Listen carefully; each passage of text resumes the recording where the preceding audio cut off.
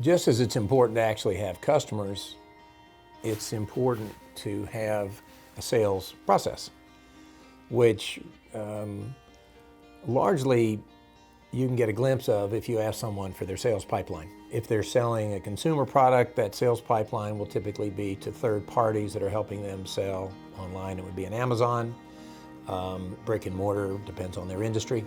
But that sales pipeline really is a tangible way to see how do they spend the resources they have to generate customers. What's the stage of development of those channels for developing those customers? And if they're selling larger ticket items, they don't necessarily need a channel partner, but either way, they should have some ledger that shows you who do they have in their sites as a customer.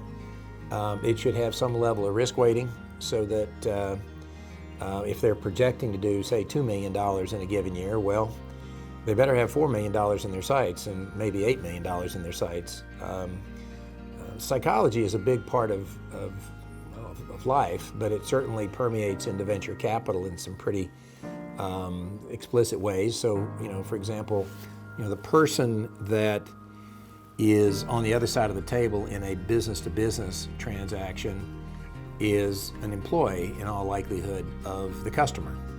And so it's a person who has one level of risk aversion, and because of the relationship they have with their employer and any vulnerability that might go with that. If you're selling to a consumer direct, it's a different psychology. But getting into the all of that funnels through to a sales pipeline process where you have to sort of risk weight whether these sales will be achieved. Some additional questions. Does the entrepreneur have experience managing a pipeline?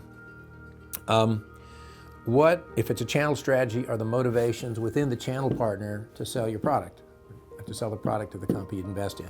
Tough thing to discern because, generally speaking, they're doing lots of things, and you're hoping they're going to prioritize your product with that limited time. What is the balance of direct sales versus channel sales? And